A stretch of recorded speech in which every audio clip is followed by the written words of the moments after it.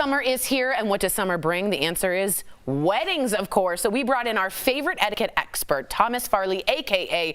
Mr. Manners, to answer some burning questions. Welcome, Thomas, and I love your Monet water lilies behind you. Thank you. Gorgeous. Thank you so much. I change it daily, so you caught me on a Monet day. Look at that. Monet, Monet, Monet. Okay. Our producer, Gabrielle, is sitting in the booth. There you go. Anyways, Thomas, I've been seeing a lot of people ask for cash in lieu of a wedding gift. So is cash tacky nowadays? Because I'm Italian, and we give envelopes. Straight cash, homie.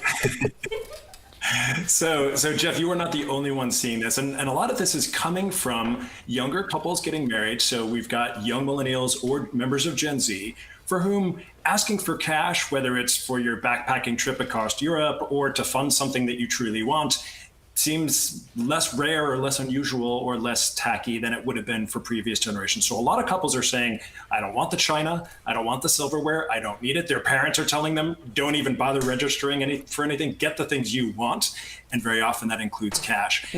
For guests, especially guests of an older generation, a lot of times they don't feel so good about just plunking down a credit card and adding on a Venmo page or some kind of a GoFundMe page. So in those cases, if you are feeling truly awkward and there's no registry whatsoever, I recommend writing out a check rather than just emptying out whatever cash you might have in your wallet and stuffing it in an envelope. And of course, always a thoughtful card. Ideally, I like the registry myself. You like the idea that the couple is sitting out on their patio, thinking about you every time they use that red espresso machine.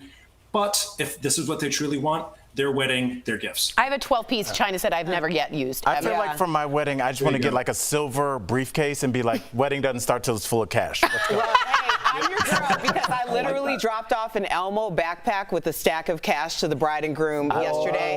Sorry if you haven't opened it yet, but you better. So I'm tacky. How do I get out of a long? I like the Elmo backpack. It was what you had. an inside joke, you know. Yep. Okay, so how do I get out of a long conversation at a wedding in a polite way? Ooh.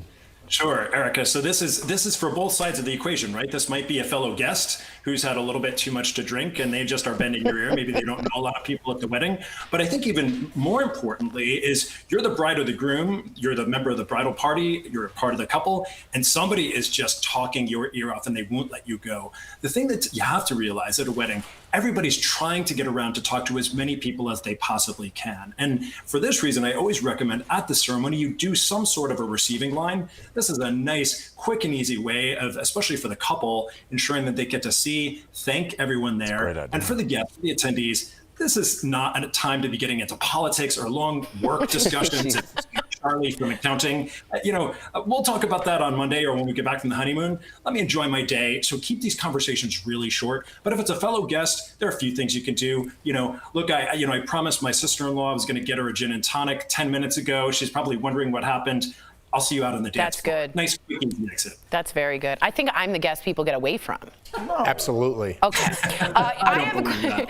Thank you, Mr. Manners. Okay, this is a real thing. If you're getting on a plane for a wedding, you're paying for it. Are you expected to spend as much on a gift? This is real. A lot of people have this question. Yes, Tori. So this is a really important question. I think this summer, probably more than any other summer, because the Knot is estimating there are going to be 2.6 million weddings this year. If you think about it, people are catching up from 20, from 21, and now the weddings that would have happened in 2022. So for a lot of people, they're going to way more weddings, especially if you're a certain age, than you would have at any other year. The amount of the money that you spend on a gift does not change because you are shifting zip codes.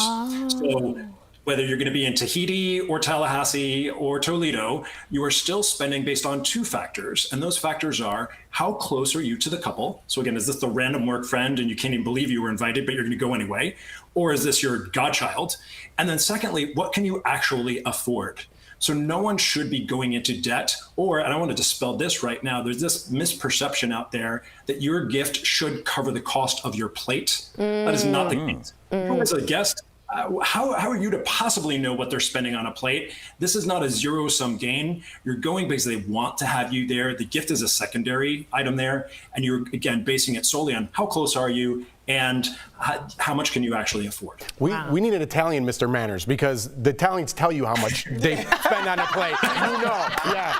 make it Yeah, they're like, it's $2.50 a plate, so you're bringing a guest? Yeah, I expect an envelope there at 5 Benjamins in there, buddy. That's amazing. Thank you so much for helping us clear the air, Thomas. He said there's so many more weddings people are going to. I'm like, I'm not going to more. We always appreciate your elegant etiquette. DBL Nation, make sure you follow at Mr. Manners on Instagram, Twitter, and Facebook. Thank you again, sir. We'll be right back. Appreciate your time. Thanks, everyone.